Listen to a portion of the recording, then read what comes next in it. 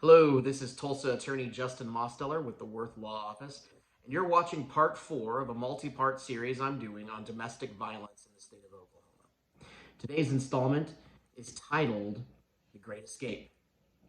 There comes a point when a victim of domestic abuse is ready to make good on their escape. And as I believe we addressed in earlier installments, oftentimes you will go through a cycle of leaving and returning and leaving and returning, on average between 5 and 7 times before finally ending the relationship with the abuser and separating from that individual. But today we're going to talk about what to do when an opportunity to separate actually arises. And specifically, I'll mention how these opportunities come about. Unfortunately, it's a dark fact, but many of these opportunities for escape come when the abuser has done a particularly vicious assault, or has gotten themselves arrested, and the system is now involved.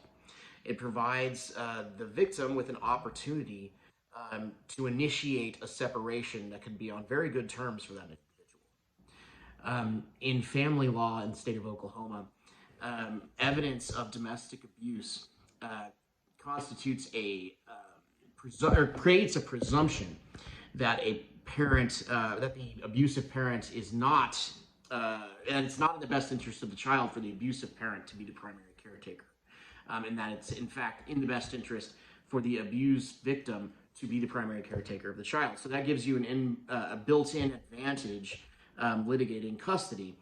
There's also law under Title 43 that allows for victims of domestic abuse to recover attorney's fees and costs in the matter. So that's an advantage. That is a very, very rare advantage in American jurisprudence that abuse victims can avail themselves of. But additionally, the criminal process that will be instituted against the abuser will create advantages that can be used in the actual divorce or custody case. For instance, filing a protective order to maintain your personal protection and the existence of this criminal case and the existence of a family case, that's going to create a lot of leverage against the abuser. And we find you've got a lot of legal documents and orders separating you and the abuser. It makes it much more likely when you're in this kind of scenario that you can escape and finally finish this divorce and get away from that person. I'd also like to kind of address the situation that you are ready to escape, but your abuser is still in the home, and what you might do in that situation. And there's where you need to have a safety plan in mind. If you are being abused, you need to have a safety plan. You need to go over that safety plan. You need to have trusted friends or advocates that you're reviewing the safety plan with. That's got to show you where you're going to go, who you're going to call, who might give you money or temporary housing. You need to have all of that planned out. And you need to make for sure that you carry essentials with you when you leave. And when I say essentials, it might be a little different list since I'm an attorney. I want to make for sure that when you leave that house, you have your ID, your birth certificate, your social security cards, for both you and your spouse if possible. School vaccination records, money. You will need money, whatever money you can hide away. And if you can hide it in a different place that you're going to go get, it's even better.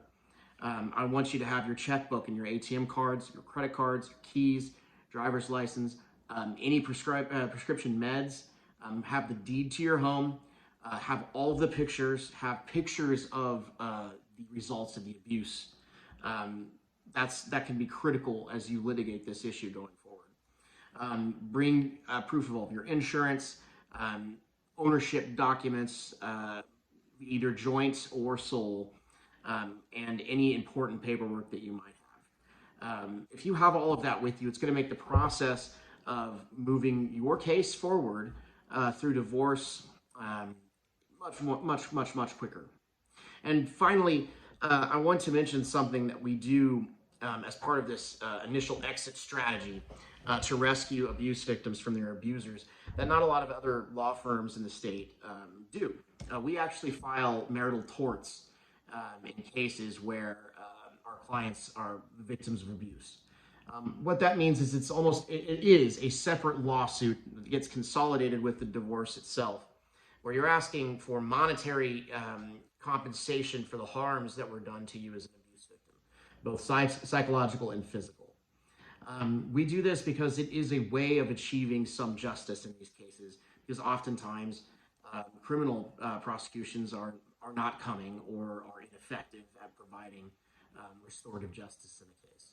So that's something that I mentioned just because it's unusual, and if you've never heard of it, I'd like you to know that that's something that if you are a victim of abuse, you should consider no matter who you use as your attorney. Talk to them about a marital tort so that you can be compensated for some of the harm that was done to you over and above what you are entitled to as a share of the marital estate. Now, again, if you are in an emergency situation, you need to seek out help immediately. Call the police. If you're in a safe place where you can do some planning, think about what you're going to do, and when you decide to make your escape, give us a call so that we can help. We're the Worth Law Office, and we can be reached at 918-932-28.